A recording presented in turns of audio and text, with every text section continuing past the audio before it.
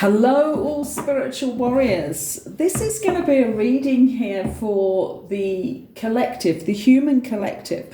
I'm going to do one reading and then I'm going to pick particular cards for each zodiac sign. But we're going to start with, we are the collective. We're all part of the collective. And for me, this is the focus right now. And I would like to relate to the readings that I'm doing in that way. So what I've decided to do is this one reading for the human collective to see where we need to be right now. And this is going to be focused for the beginning of next week onwards for that month. And then I will do another reading in October. The same way each week, actually, not each month. I'm going to be doing it for each Monday. And we're going to do it now so that you can start thinking about this. I'm just going to shuffle the cards and then we're going to see how this goes.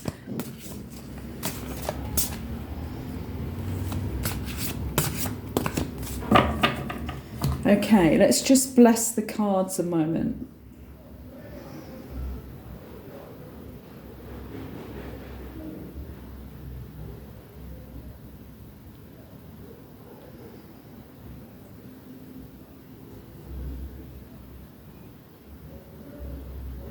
Well, it's really interesting.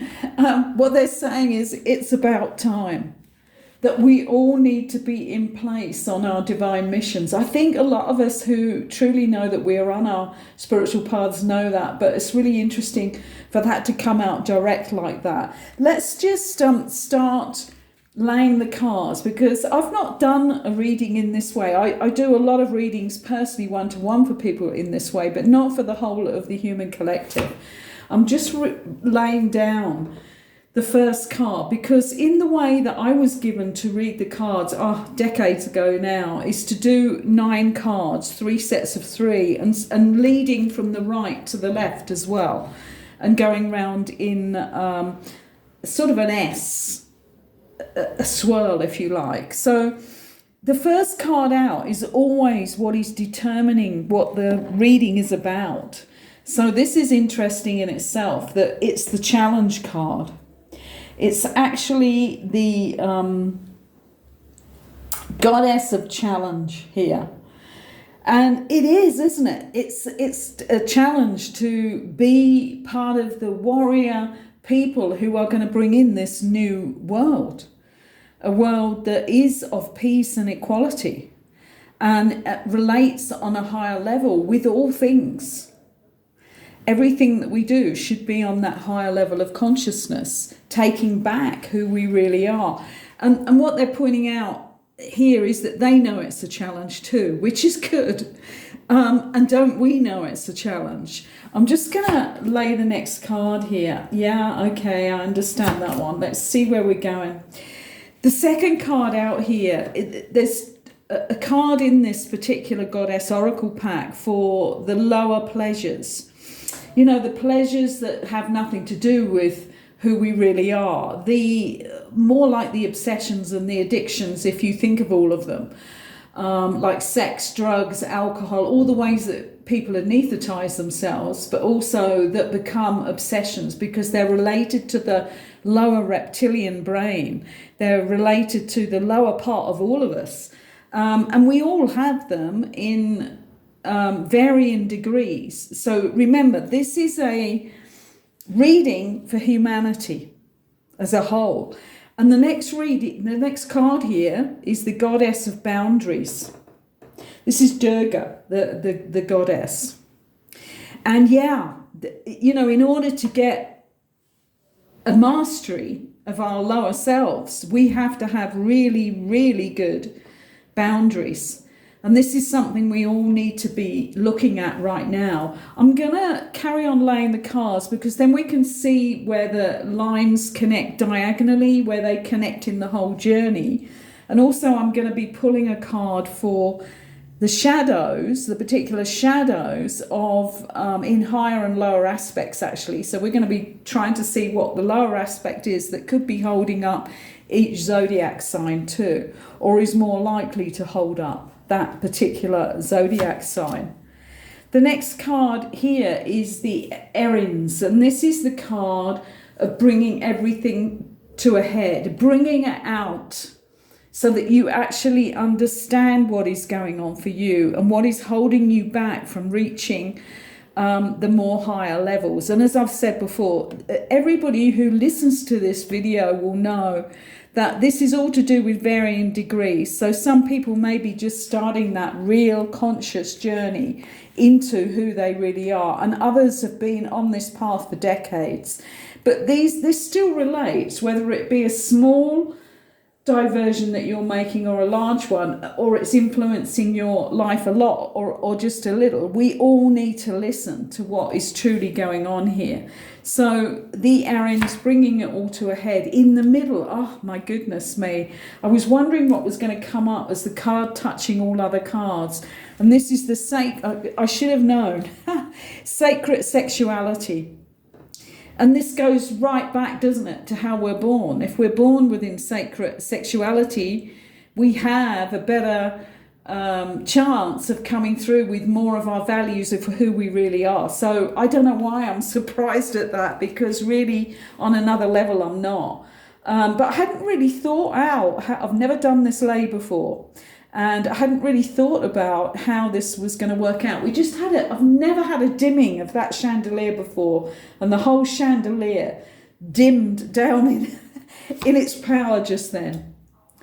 So we're on the right track here. We're doing the right thing. Okay, this is the goddess of wisdom, Sophia. So this is another thing that if we just think about it, we know that we have to get all of our wisdom on tap now, so that we're bringing through all the wisdom, not just from this lifetime, but from all the lifetimes that we've lived, because that's how it is during this particular transitioning time that we're in right now. Okay, let's carry on. This is fascinating. I must take a photograph of this before I put it away as well. This is the card of order, but this is divine order. There's lots of ways of having order in your life. A lot of people who have a lot of rules have a very black and white way of doing that. But with divine order, this is the card where you can see she's in a beautiful flow. It's not about black and white, sharp edges, sharp rules, definite rules. It's all about flowing with the energy, because this is what we're talking about. We're now realizing that we are just energy, vibration and resonance. And this is what our new world is going to be built on.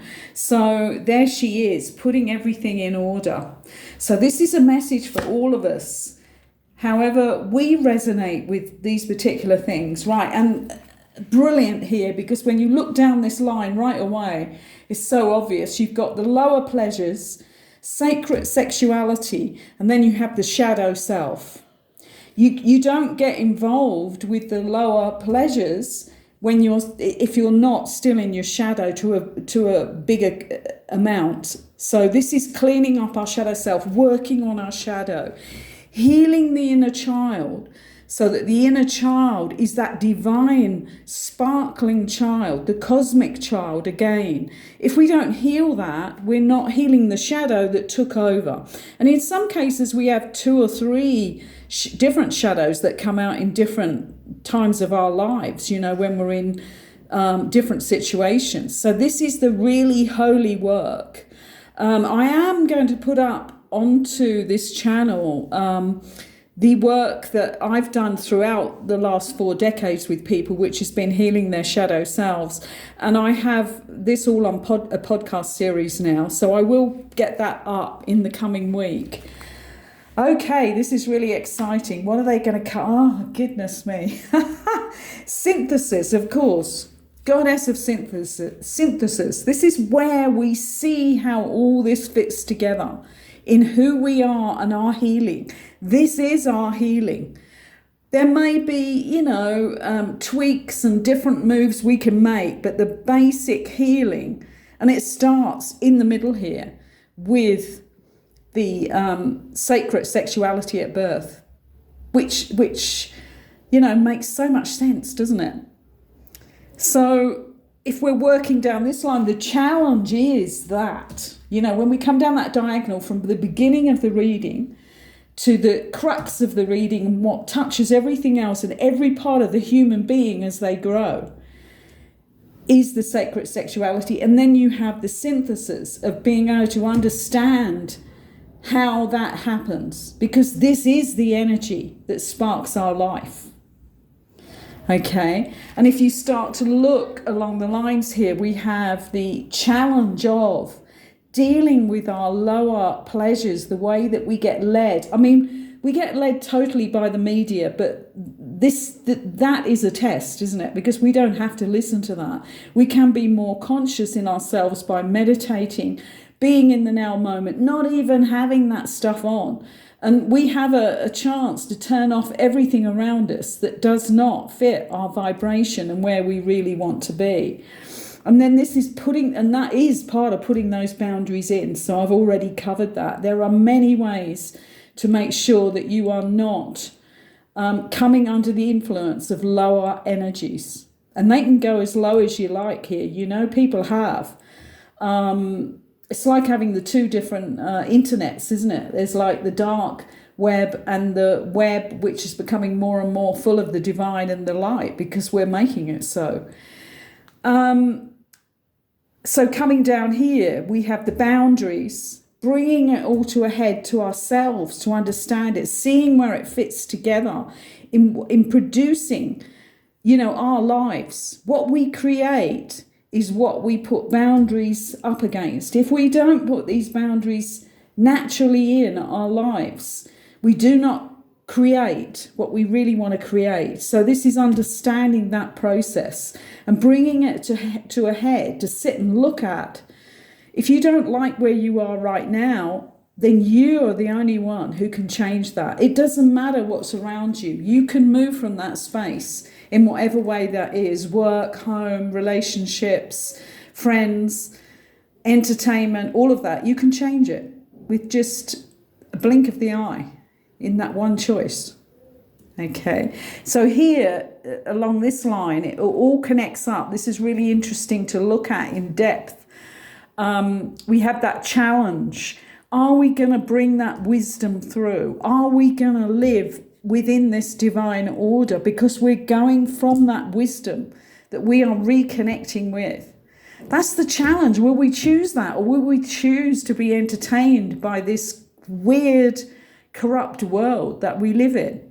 And these choices come up every second of our lives. Every second there's a choice, isn't there? Coming into our mind as to what to think, what we choose to feel from that thought, and the action we choose to put in from that point.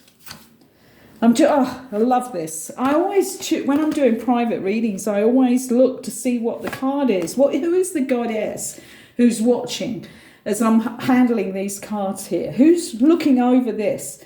And it's Baba Yaga. Wild woman. So this is wild woman, wild man. They're watching over it, because this is not wild on substances. This is wild woman flying through her life on the high vibration and the resonance with the willpower to keep on her path. The challenge. She takes the challenge.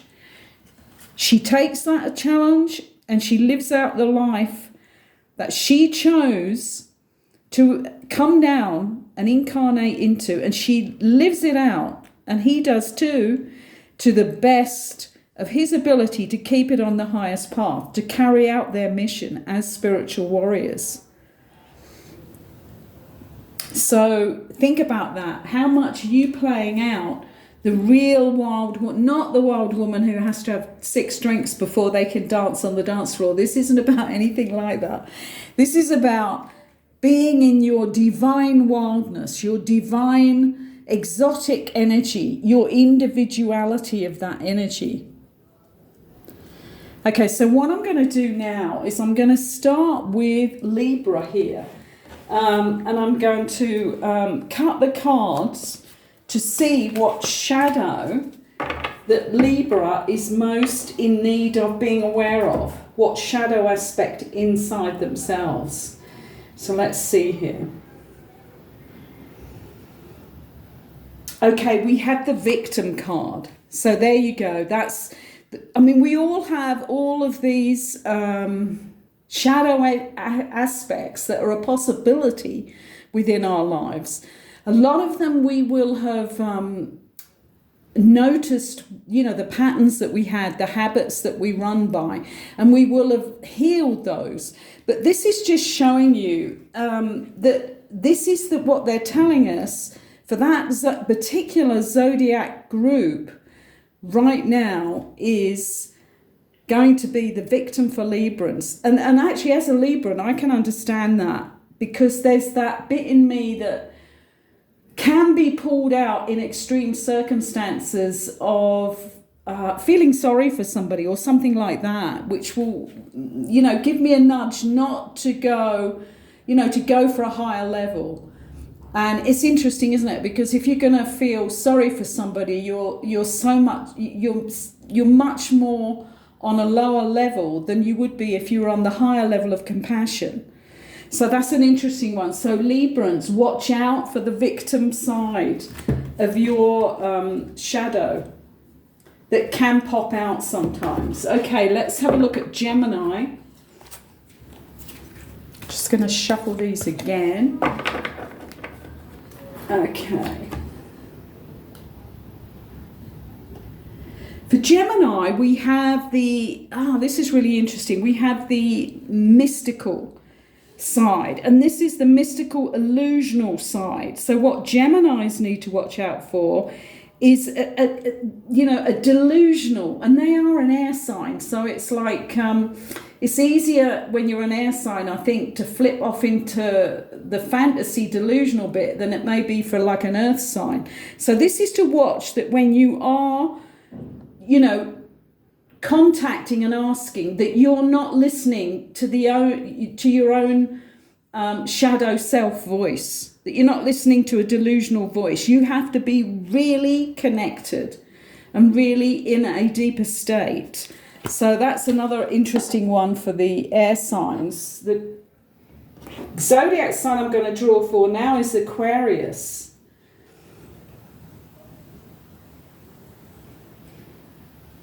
Okay, we have this is an interesting one. They call it in the shadow selves, they call it the athlete. And this is in the positive, it is dedication to transcending physical limits, including handicaps, and development of personal willpower and strength of spirit, okay? But what it can be in the shadow is a false sense of invulnerability and entitlement. And I think the word to hang on to there for the Aquarians is entitlement. Aquarians can be very detached, and sometimes that can come over as an air of arrogance as well, but also entitlement. So that's not surprising, really, but that's the one they need to watch for. Now, in some people, it could be really, really extreme because they're just starting their warrior spiritual journey. But for others, it will be just watch out for that, because you may sometimes decant into that lower energy of appearing a little bit entitled. Okay, so who are we going to do now? I've had to do a list to make sure I get all of them. Water. Okay, we'll start with Scorpio. Okay, interesting one for Scorpio too here. This is gossip. Gossip is one of the most negative things, because it is truly negative, isn't it?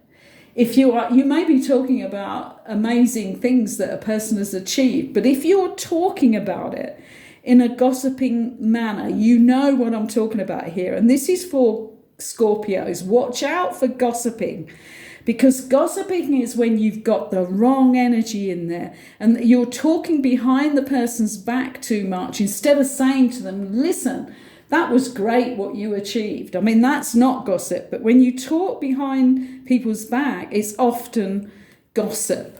So interesting one there for the water sign of Scorpio. Let's do Pisces.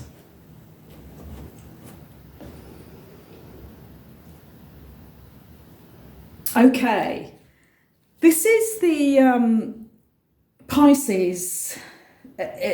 Interesting in their elusiveness sometimes, isn't it? With a Pisces who goes a little bit off track. Otherwise, they're an amazing visionary.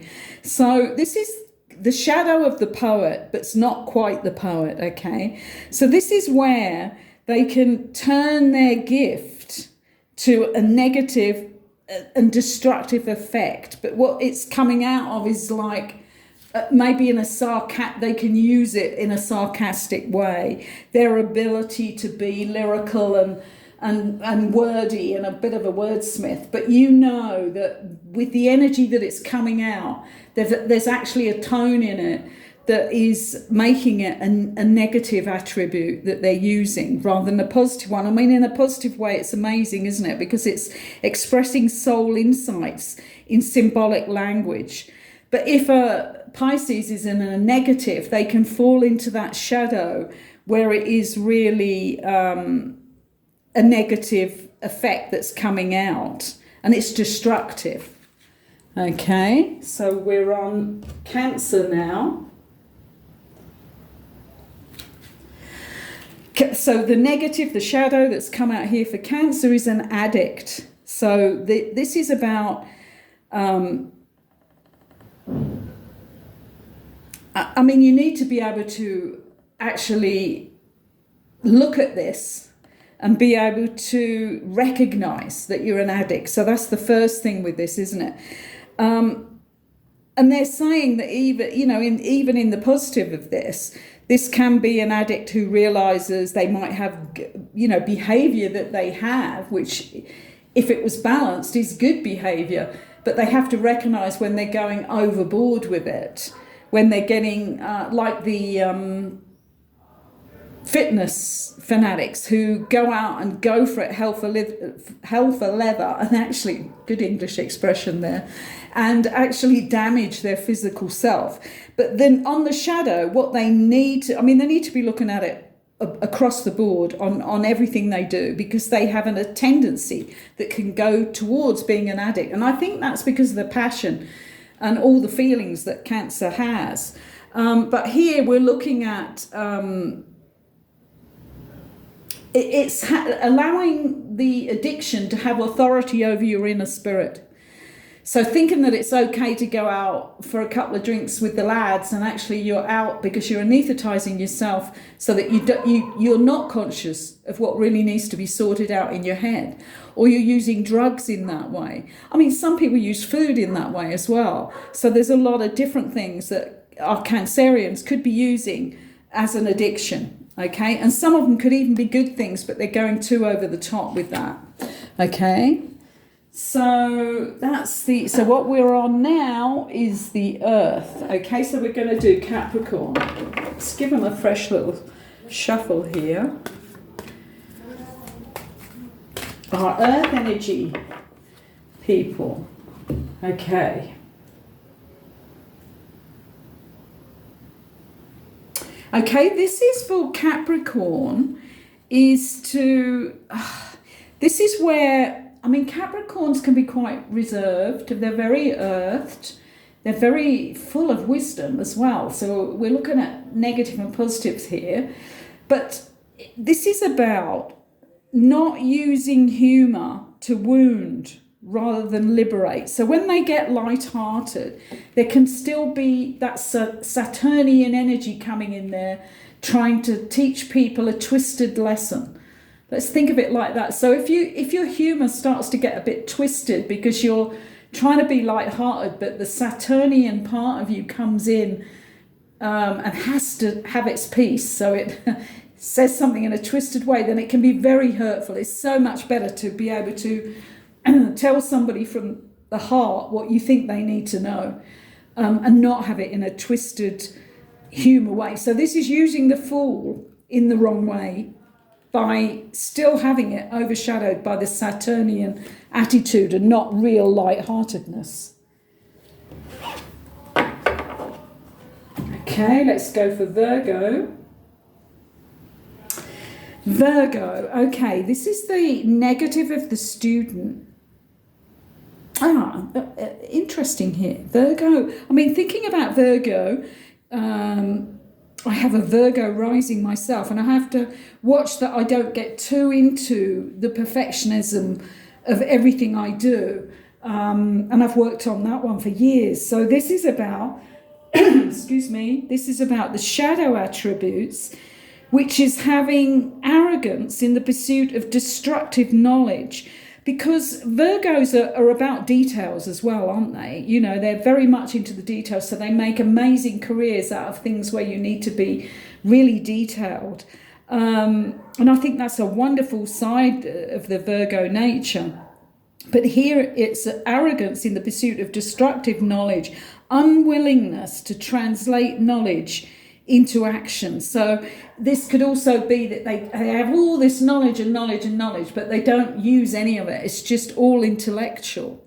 So any negative sides of being the student but not having the right actions with the knowledge is for Virgos here. I'm just thinking, who is the other? Taurus. Okay, Taurus. Taurian warriors. Okay, this is about, for the Taurians, who are one part of our lovely Earth sign crew. Let me give you the light side of this, the divine side of this first, because this sheds light on the potential wealth within that can never be stolen. That's an amazing part that they're giving you of the positive of this, knowing that Taurians are more likely to know that. But the shadow aspect of this is where you're not always honest on the financial side, creative ideas, affection. You may not be honest in relationships. And these may be things that you lack, therefore you don't tell the truth about. So it's definitely, I mean, they head this up as the thief, which is a heavy, heavy thing to say. But we're looking at dishonesty here that Taurians have, and this may be because they want to be the opposite of it. They want to be that grounded, wholesome person, because on the whole, they are, actually. They're very wholesome. So if their shadow leaks out, it could be on slightly the dishonest side. Let's just say that. Right, so we're now going to the fire signs here. Let's do Sagittarius. The teacher. Okay, so in the light side of this and the divine side, you know, it's the ability to communicate knowledge, experience, skill, and all their wisdom. But on the shadow attributes of this would be in not being honest to students, teaching negative traits and destructive skills. So this would be somebody whose path is a bit on the tilt, wouldn't it? If you're a teacher and you start to not tell your people who are wanting to learn from you the truth.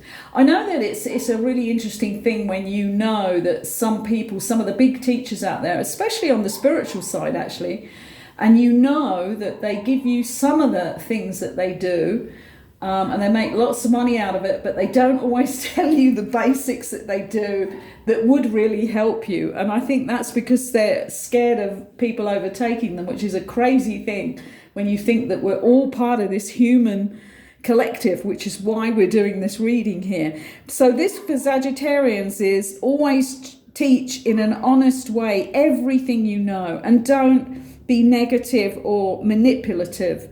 And we do know that if we look back in history, there have been teachers that have abused their seniority with students, haven't they? And again, especially in the spiritual group on the planet, there's been a lot of abusive cases of people, spiritual teachers being overcome by the power, even the gurus, you know. So yeah, Sagittarians, be pure in your teaching, and watch out for that shadow, which might come out in just a small way, but where you're not giving them the full treatment like you could. Okay, so we're going to be Leo now. Not a fire sign. And Leo is well, we know the leader, has a lot of leadership qualities.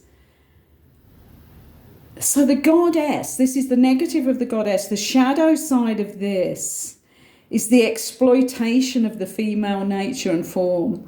So this is where the lower sides of this come out rather than the higher divine sides of that Leo goddess energy, that lioness energy. So I suppose we may find this in the glamour world rather than the goddess world. So it's a corruption of the goddess qualities. A true goddess is not going to be parading around naked trying to get people to fawn over her. And I think that's a really basic way of looking at it, but it's probably a very truthful way. So if you are achieving your goddess qualities, you're going to be doing that with subtlety, and it's all about energy. People will know when you walk in a room where your vibration is at. So there's no hiding it when we are talking about vibration and resonance. So that's a lesson for our Leos there. I'm forgetting, Aries. Why should I forget Aries? I have my moon in Aries. Probably the biggest teaching part of my zodiac resonances has been the Aries moon. Okay, let's see. Okay, well, this is interesting. This is the Don Juan. The Don Juan side of it, the shadow attribute for Aries, is using the power of romantic attraction for private agendas. So this is, there are a lot of shadow aspects in this pack. So we've picked out what the universe wants us to know for this week coming up, starting on the 18th of September. So all Aries, watch out, women and men. Do not use your sexual prowess as a shadow attribute to gain you recognition or power over anybody, because it's not going to do you any good, and certainly not on your spiritual path. Well, I've actually found this fascinating because I thought, well, I'm just going to do this and see what happens.